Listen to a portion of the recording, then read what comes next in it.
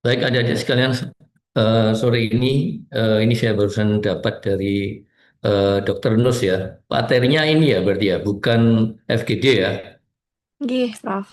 Oke, baik. Materinya ini.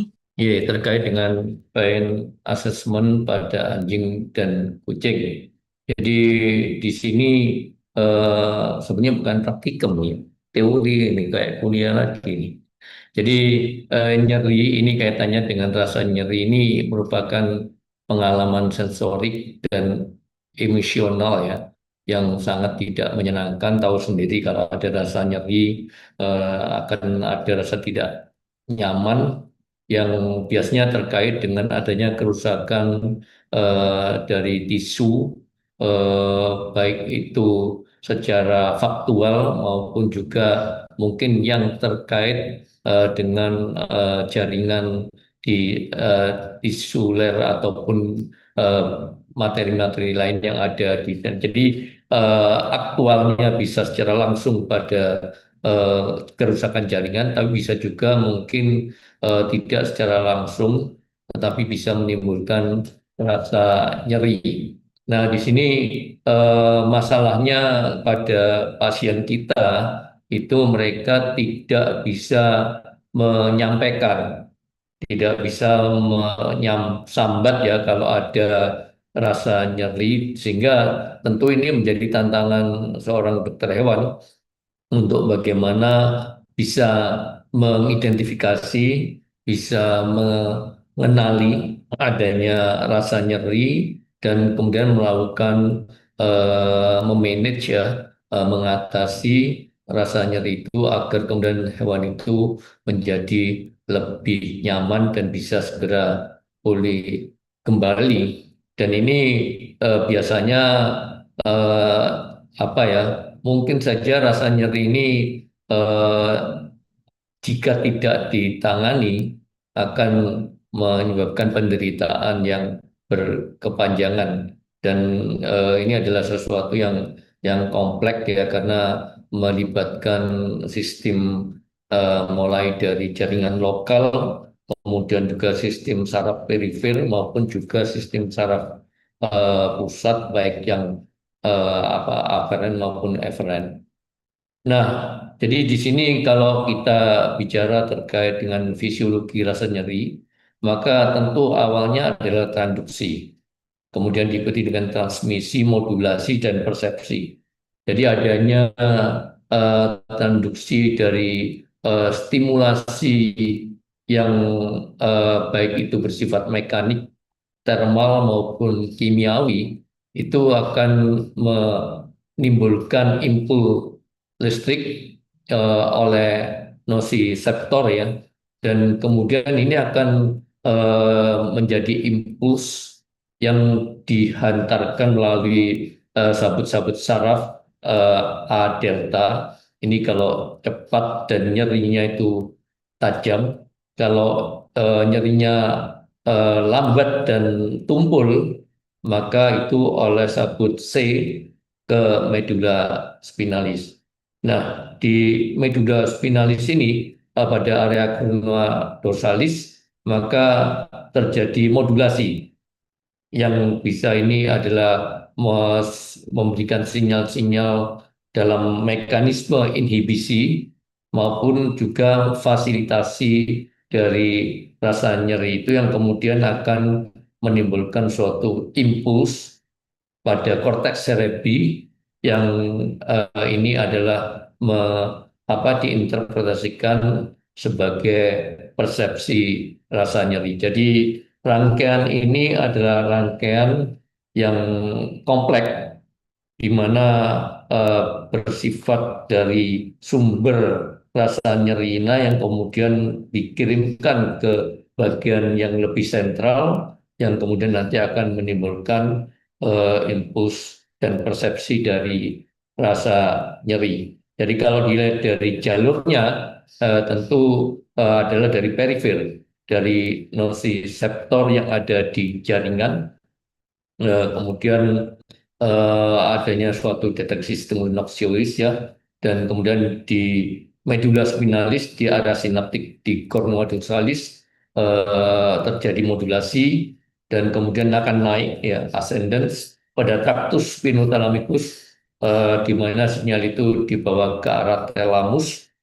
Kemudian terjadi persepsi nyeri di korteks cerebri pada somatosensori dan sistem limbik, yang ini merupakan komponen-komponen emosional, dan kemudian diturunkan eh, pada jalur inhibisi dari otak ke medius manis untuk kemudian terjadi modulasi dari rasa nyeri. Jadi kalau Anda lihat, maka jalurnya ini jalur yang kompleks dari perifer sampai ke sentral dan kemudian diturunkan. Nah, di sini neurotransmitter yang terlibat itu ada yang meningkat dan yang dikenal dengan nociceptif ya. Jadi glutamat dan substansi P, prostaglandin, bradikinin, histamin dan serotonin. Jadi kalau Anda mendapatkan rasa nyeri, maka biasanya ada peningkatan kadar serotonin, prostaglandin maupun histamin yang tinggi. Kemudian bersifat mengurangi yang atau anti nociceptif ini endorfin, enkefalin, gamma aminobutyric acid, norepinefrin dan serotonin pada jalur descendant. Jadi di sini neurotransmitternya itu bisa bersifat stimulan ya, bisa bersifat depresan, menurunkan. Nah, berdasarkan jenis-jenis nyerinya, maka kita mengenal dari durasinya itu akut ya, dengan onset yang cepat, biasanya durasinya pendek, trauma pasca operasi.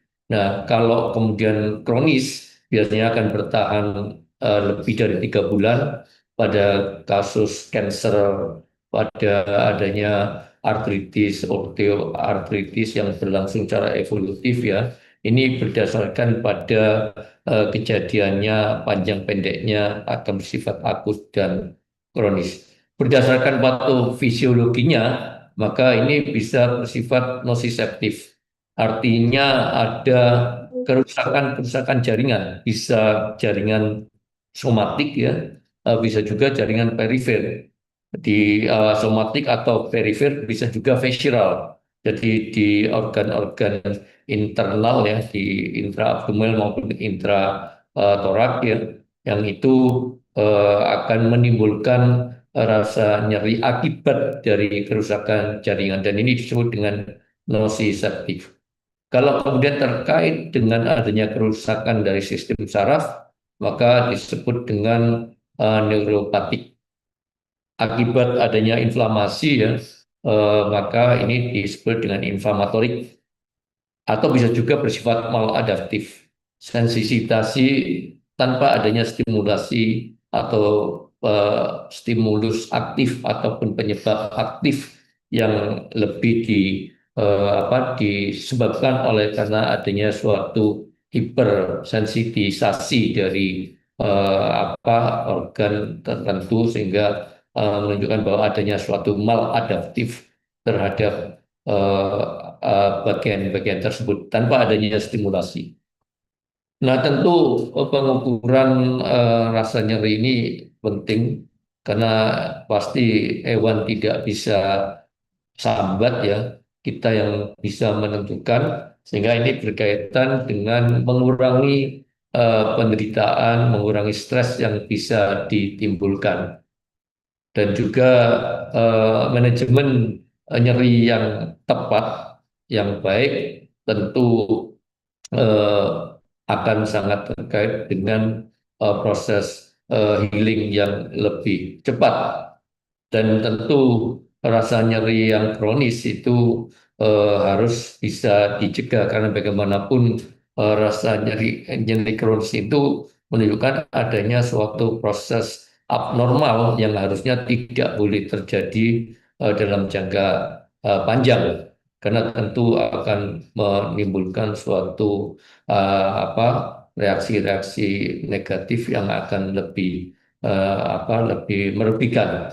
Dan tentu juga ini menjadi kewajiban kita, bagaimana kita walaupun hewannya itu tidak bisa sambat ya, walaupun hewannya itu mungkin saja menunjukkan gejala klinis yang berbeda-beda dengan tingkat intensitas nyeri yang sama, tapi kewajiban kita sebagai dokter hewan untuk betul-betul bisa melakukan asesmen yang tepat terkait dengan derajat dari rasa nyeri yang timbul. Dan tentu saja ini akan terkait dengan outcome klinis yang kita harapkan di dalam berbagai aspek ya, apakah itu operatif maupun non operatif, maka rasa nyeri yang bisa terkendali itu biasanya akan mempercepat proses healing, proses penyembuhan, proses recovery dari hewan yang sakit dengan lebih cepat. Nah, tentu tantangan di dalam pain assessment ini adalah bahwa beberapa jenis hewan tentu biasanya memang tidak ingin menunjukkan ini sebagai suatu mekanisme survival. Karena kalau dia menunjukkan adanya kelemahan ya akibat rasa nyeri itu, maka tentu tidak baik bagi kelangsungan hidupnya. Kemudian juga tidak adanya gold standar untuk mengukur nyeri. Walaupun ada berbagai macam metode-metode ya, tapi ya tadi karena karakteristik hewan itu walaupun breednya sama, tapi bisa juga responnya terhadap rasa nyeri itu bisa berbeda-beda, persepsinya terhadap rasa nyeri berbeda-beda, dan ini tentu akan sangat menyulitkan untuk melakukan asesmen secara kalau tidak dilakukan secara individual dengan mempertimbangkan variasi individu di dalam mengekspresikan rasa nyeri. Tadi perbedaan spesies, perbedaan breed dalam respon nyeri itu juga sangat berbeda-beda. Misalnya pada anjing kecil misalnya mungkin akan lebih sensitif, lebih apa ya, lebih eh, responsif, lebih eh, nampak di dalam menunjukkan adanya rasa nyeri dibandingkan anjing besar. Kucing mungkin akan lebih tahan terhadap rasa nyeri dibandingkan dengan anjing misalnya. Tapi juga mungkin apa faktor-faktor lingkungan ini juga mempengaruhi bagaimana kita bisa melakukan asesmen terhadap rasa nyeri ini dengan lebih sensitif, lebih tepat. Kadang-kadang juga nyeri kronis lebih sulit dikenali daripada nyeri akut karena biasanya nyeri kronis ini berlangsung secara evolutif ya, sedangkan nyeri akut itu ada nampak perubahan yang revolutif yang terjadi cepat sehingga akan kelihatan bahwa ada sesuatu rasa nyeri yang muncul. Tapi kalau itu kronis, karena misalnya adanya gangguan-gangguan organ secara kronis, biasanya hewan juga akan agak sulit dikenali karena kadang-kadang juga hewannya juga tadi menyesuaikan dan juga mekanisme yang menyembunyikan rasa nyeri ini sebagai pertahanan diri bagi hewan tersebut agar tidak nampak lemah. Nah, prinsip pain assessment ini tadi karena apa ya pendekatannya adalah multi tasking, multi model ya. Jadi kombinasi dari observasi perilaku, pemeriksaan fisik, adanya parameter fisiologis ya, misalnya terkait temperatur, detak jantung, dan tentu baseline assessment eh, apa ya, terutama juga pada hewan-hewan yang sejenis ataupun hewan-hewan yang sebelumnya tidak sakit atau tidak menderita rasa nyeri itu akan sangat-sangat informatif ya. Sehingga kita nanti akan bisa membandingkan berbagai macam prosedur atau intervensi yang dilakukan terkait dengan apa timbulnya rasa nyeri pada hewan tersebut. Dan tentu adanya monitoring yang dilakukan secara berkelanjutan terhadap eh, terapi yang kita lakukan, pemberian analgesik pada ini juga menjadi sangat penting. Apalagi kalau kemudian kita tahu bahwa rate yang sama kadang-kadang memberikan respon terhadap rasa nyeri berbeda, sehingga kalau kita bisa melakukan monitoring secara berkelanjutan dari individu tersebut secara khusus, itu akan sangat-sangat ini. Jadi pengamatan secara individualized itu menjadi sangat-sangat penting, dan tentu kita juga perlu apa ya, mempertimbangkan kira-kira hal-hal yang terkait dari timbulnya rasa nyeri itu. Jadi kalau misalnya adanya artritis, mungkin akan berbeda dengan adanya pankreatitis, akan berbeda dengan adanya piometra dan lain sebagainya, yang itu tentu apa, manifestasi dari adanya rasa nyeri itu perlu dipertimbangkan betul dari perbedaan-perbedaan konteks yang ada yang dialami oleh hewan tersebut. Nah, tanda-tanda nyeri yang terjadi pada anjing ya, ini kaitannya misalnya pada perubahan perilaku, pada postur dan gerakan yang berubah, maupun juga secara fisiologis kita bisa mengukur. Perilakunya misalnya eh, vokalisasi, menggerang, mengerang, melolong ya, menggonggong, mengaum, agresi, tidak biasa atau menarik diri. Jadi kadang-kadang misalnya pada hewan yang dia eh, dipegang itu biasanya tidak ada respon untuk menggigit, tapi pada saat misalnya ada rasa nyeri pada toraknya, mungkin pada saat kita mau angkat, mau gendong, dia akan mencoba untuk menggigit tangan kita. Atau bisa juga mencari tempat-tempat yang sulit untuk dicapai orang. Kemudian adanya perubahan pola tidur, adanya aktivitas yang menurun, lebih suka mencari tempat-tempat yang gelap, di tempat yang dingin, atau tempat yang tidak bisa dijangkau oleh orang. Kemudian juga adanya eh, gait ya, perubahan postur dan gerakan. Jadi adanya postur tubuh yang kaku ya, kiposis, lordosis, mungkin skoliosis ya, jadi membungkuk, degek gitu, lordosis, ataupun juga eh, mungkin membengkok pada sisi tertentu, adanya apa, pincang atau pergerakan-pergerakan yang aneh dan mungkin tidak ingin bergerak, lebih banyak tidur, dan juga posisi abnormal yang seringkali terjadi pada saat ada rasa nyeri pada salah satu sisi, pada salah satu ekstremitas, yang itu biasanya akan dikompensasi oleh sisi yang lain untuk menanggung, untuk menahan berat, atau untuk melindungi daerah-daerah yang stimulasi rasa nyeri.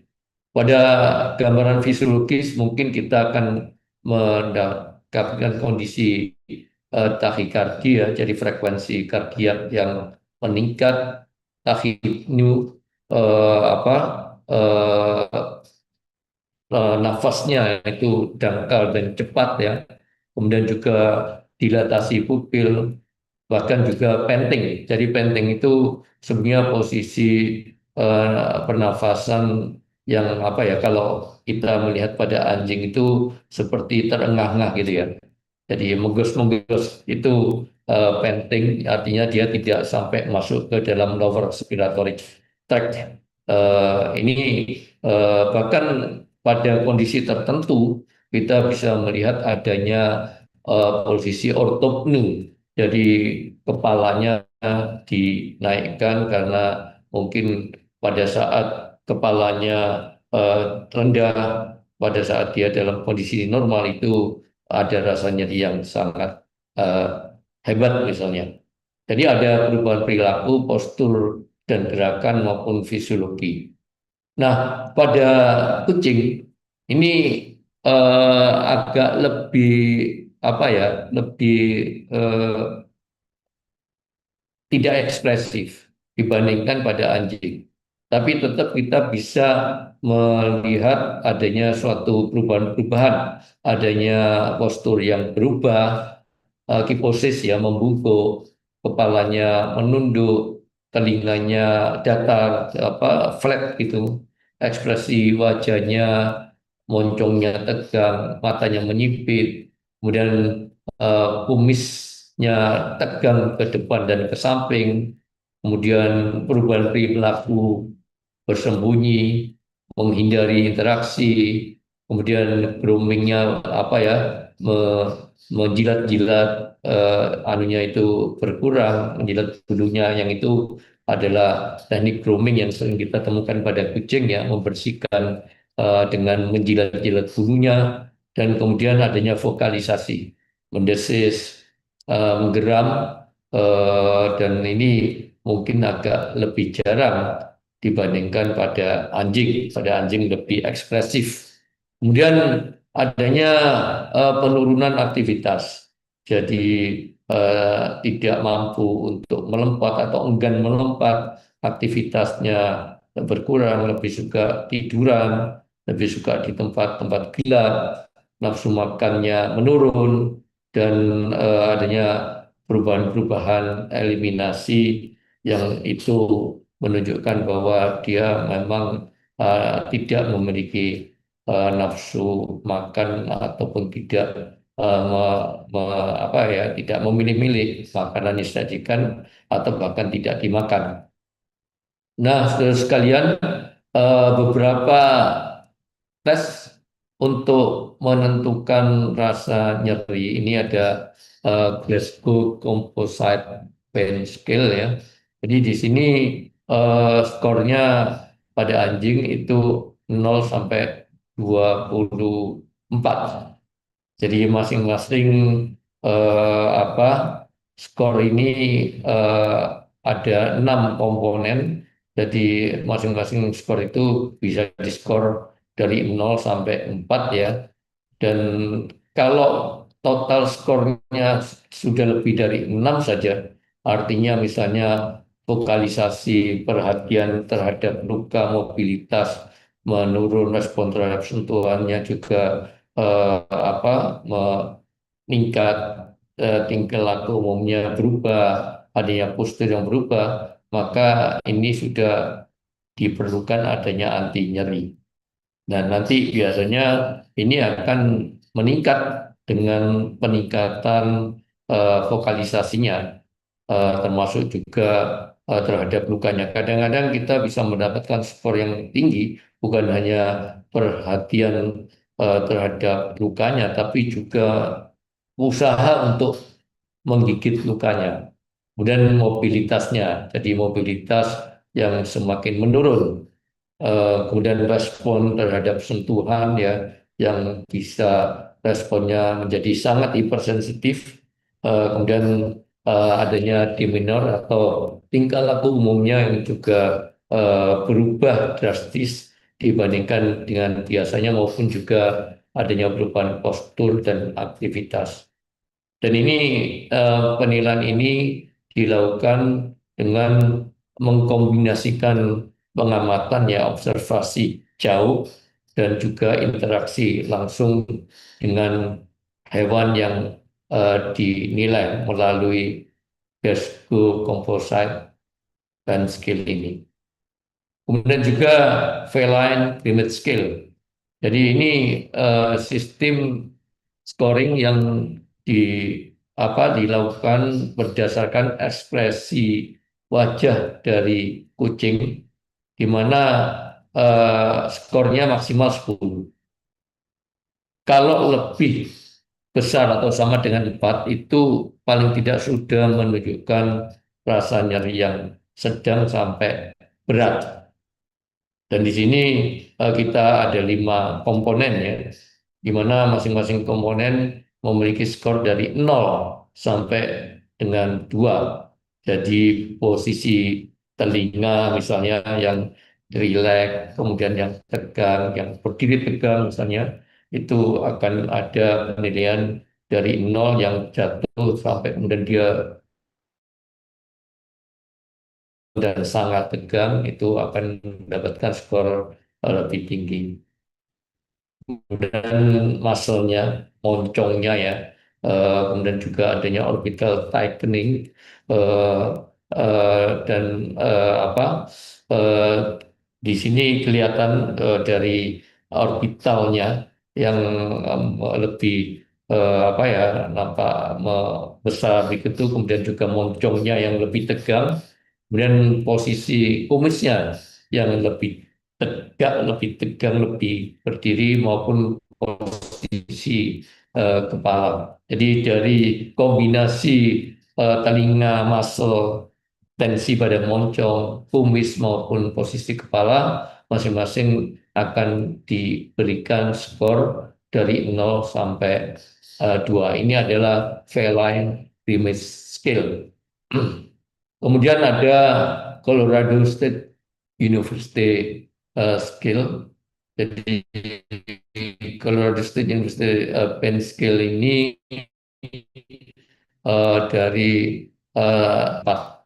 Jadi mulai dari tidak ada apa-apa, nampak baik-baik saja, tidak ada ekspresi dari rasa nyeri, skornya 0, sangat-sangat berat, yang menunjukkan adanya suatu rasa nyeri yang luar biasa ya, yang bisa diamati dari ekspresi hewan tersebut. Sehingga kita bisa membagi mulai dari hewan nampak senang ya, biasa-biasa saja, sampai yang menunjukkan ekspresi adanya suatu dari wajahnya ya, dari rasa nyeri yang sangat berat dengan skor dari 0, 1 nyeri ringan ya, 2 nyeri sedang, nyeri berat, sampai nyeri yang sangat berat yang dari 0 sampai 4. Tentu ini ada gambaran ilustrasi dari ekspresi eh, wajahnya, posturnya, dan ini tentu bisa disampaikan juga pada pemilik untuk melakukan observasi terhadap adanya rasa nyeri pada hewannya, dari yang ringan sampai yang sangat berat, dari yang tidak ada apa-apa sampai yang sangat-sangat sakit. Kemudian juga ada UNESP Photo Scale. Jadi di sini multidimensi skill ya, pada anjing dan kucing. Jadi di sini memiliki skor 0 sampai 40 poin untuk anjing, dan kucing 0 sampai dengan 30. Jadi mulai dari postur, comfortable-nya, aktivitasnya, attitude-nya, vokalisasinya, menggonggong tidaknya, dan kemudian miscellaneous behavior, perilaku-perilaku keseharian yang mungkin bisa dibedakan pada saat dia mengalami rasa nyeri dibandingkan dengan yang biasanya. Dan ini skornya dari 0 sampai 40. Pada kucing ini skornya dari 0 sampai 30. Dan di sini juga sama, postur, comfortable-nya, kemudian reaksi psikomotornya, eh, proteksi terhadap area luka yang dimiliki, dan variabel-variabel dari tanda-tanda fisiologisnya, eh, ya mulai dari temperatur, frekuensi kardiaknya, pulsusnya, dan tentu juga eh, nyeri perioperatif ya, biasanya juga untuk memvalidasi seberapa eh, nyeri operasi yang dihasilkan, yang ini tentu biasanya membutuhkan pemberian analgesik jenis-jenis tertentu. Kemudian juga ada chronic pain scale. Jadi di sini untuk mengukur nyeri kronis ya. Jadi ada berbagai macam mekanisme, ada berbagai macam metode. Jadi Canine Brief Pain Inventory (CBPI), kemudian juga ada Feline Musculoskeletal Pain Index, ada Helsinki Chronic Pain Index, dan pengukuran-pengukuran ini terkait dan fokus pada kemampuan-kemampuan fungsionalnya, teknik berjalan, cara naik tangga, kualitas hidup dan aktivitas keseharian, respon terhadap terapi jangka panjang, dan juga eh, report test ataupun laporan ataupun laporan perkembangan yang disampaikan oleh pemilik pada dokter terkait dengan terapi, terkait dengan tindak penanggulangan atau langkah-langkah yang sudah dilakukan. Dan ini tentu karena merupakan rasa nyeri yang kronis, biasanya tentu disebabkan oleh penyakit-penyakit kronis, sehingga evaluasi terhadap efektivitas dari treatmentnya secara komprehensif itu perlu dilakukan, dan kita memiliki apa mekanisme dan metode CBPI ini, FMPI dan HCPI.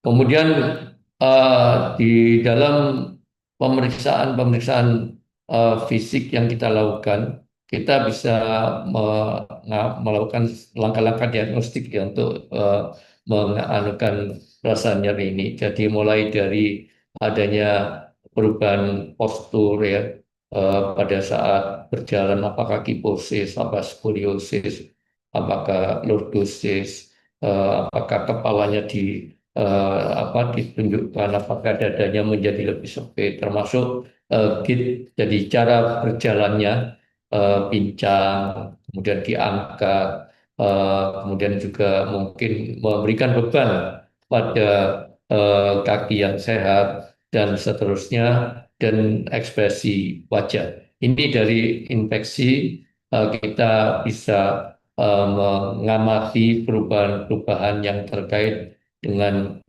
rasa nyeri ini. Kemudian juga palpasi sistematis, dari tentu palpasi ini harus dilakukan dengan hati-hati ya, dari area-area yang mungkin eh, dibedakan mana yang menjadi sumber dari rasa nyeri, mana-mana yang kemudian eh, tidak menjadi sumber dari rasa nyeri. Biasanya kita lakukan penekanan-penekanan tertentu untuk sedikit menstimulasi persepsi nyeri yang mungkin ada pada area-area tertentu. Dan ini kita amati. Jadi apakah ada misalnya teriak, kemudian juga ada keinginan untuk menggigit, atau mungkin ada tensi yang meningkat pada area tersebut, dan seringkali membandingkan sisi-sisi kiri dan kanan itu sangat-sangat penting, termasuk juga membandingkan depan dan belakangnya ya. Jadi bagaimana respon-respon yang kita berikan saat kita melakukan palpasi dari sisi yang berpasangan tadi, kaki depan kiri dengan kaki depan kanan pada area-area yang sama, kita berikan stimulasi-stimulasi dengan palpasi ini untuk melihat respon dan juga range of motionnya. Jadi kemampuan ataupun pergerakan-pergerakannya yang mungkin menunjukkan adanya suatu perubahan, menunjukkan adanya suatu keterbatasan, menunjukkan suatu gangguan dari pergerakan-pergerakan dibandingkan dengan biasanya, termasuk pada saat kita bandingkan sisi kiri dan kanannya. Kemudian juga eh, kita memeriksa apakah ini disebabkan oleh karena adanya nyeri ortopedik pada kasus artrosis, pada kasus artritis, pada kasus disartikulasi ya, maka mungkin kita akan bisa mendapatkan respon dari adanya rasa nyeri ini pada area-area tersebut. Dan untuk area abdomen terutama ya, karena di dalam abdomen ini cukup banyak organ. Jadi Anda mulai dari dorsal itu ada ren ya, yang walaupun dia ekstra peritoneal, tapi dia di posisi dorsal abdomen. Kemudian juga di area cranial abdomen kita bisa mengidentifikasi adanya liver, kemudian pankreas di belakangnya, kemudian juga gaster yang lebih ke dorsocaudal, dan kemudian juga ada small intestinal, ada ren sinister dexter, ada uterus. Nah ini juga perlu karena bisa saja kemudian rasa nyeri itu ditimbulkan oleh karena adanya abnormalitas pada organ-organ intra abdomen maupun juga intratoraksik.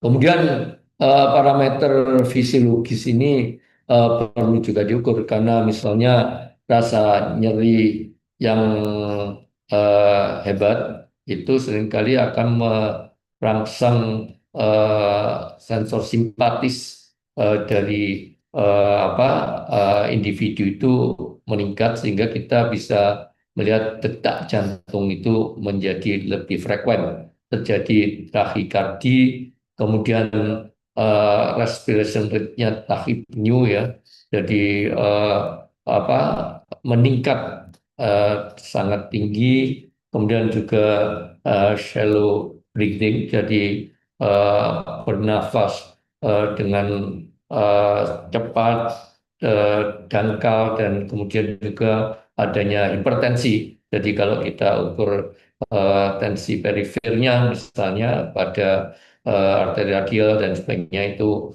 biasanya juga akan diikuti dengan hipertensi.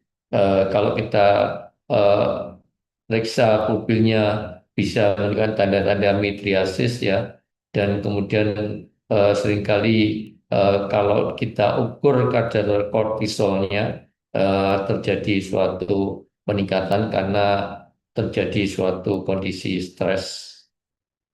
Nah ini tentu apa yang masih perlu untuk dikonfirmasi. Walaupun tanda-tanda ini muncul, tidak tentu itu adalah karena nyeri, karena bisa saja kemudian stres, rasa takut, kemudian apa excitement itu mungkin saja bisa terjadi.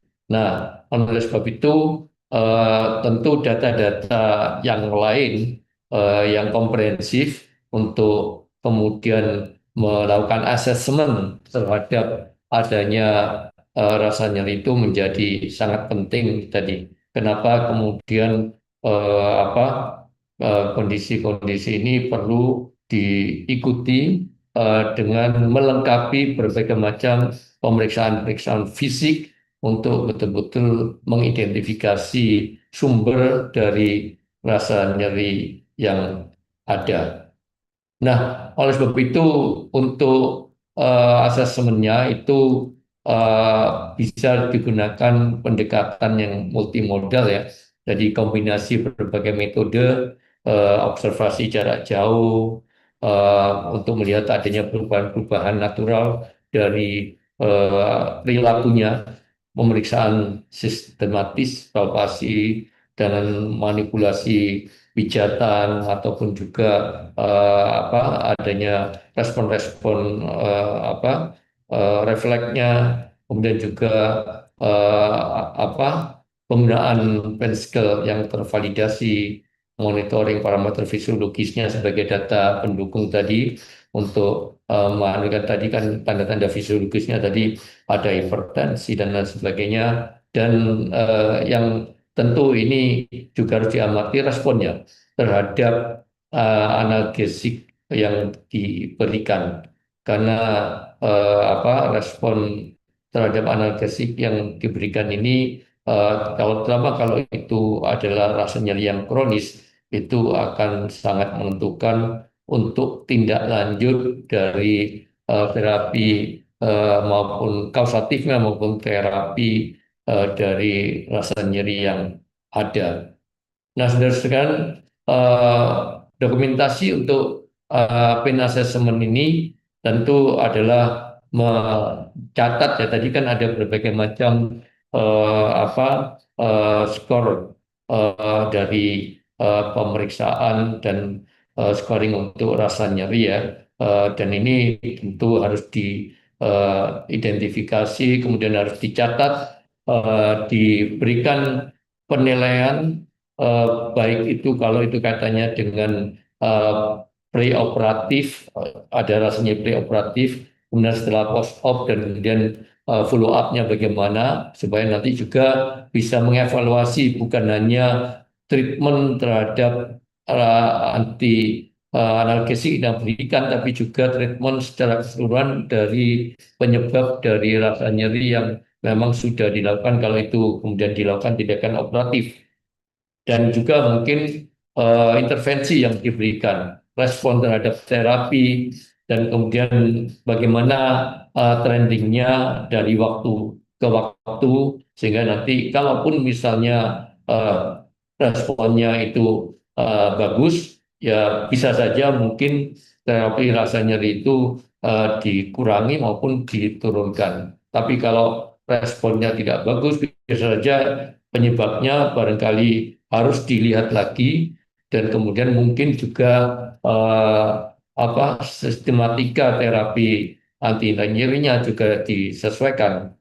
Jadi di sini tentu komunikasi dari tim medis kalau itu misalnya ada dokter pemeriksa, kemudian juga ada dokter operatifnya dan ada juga dokter opnamnya ya. Itu tentu harus dan itu mungkin komunikasi itu akan sangat difasilitasi oleh ambulator yang diisi termasuk evaluasi terhadap efektivitas dari protokol dan juga perawatan yang konsisten. Dan ini tentu juga sebagai suatu dokumen legal yang nanti bisa digunakan dalam berbagai hal terkait dengan apa-apa yang sudah kita lakukan di dalam menanggulangi abnormalitas yang menimbulkan rasa nyeri pada pasien tersebut.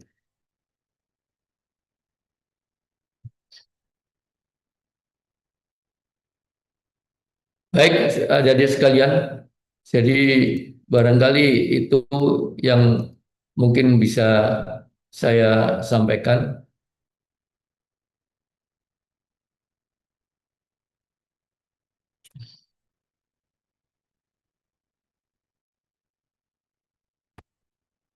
Absensinya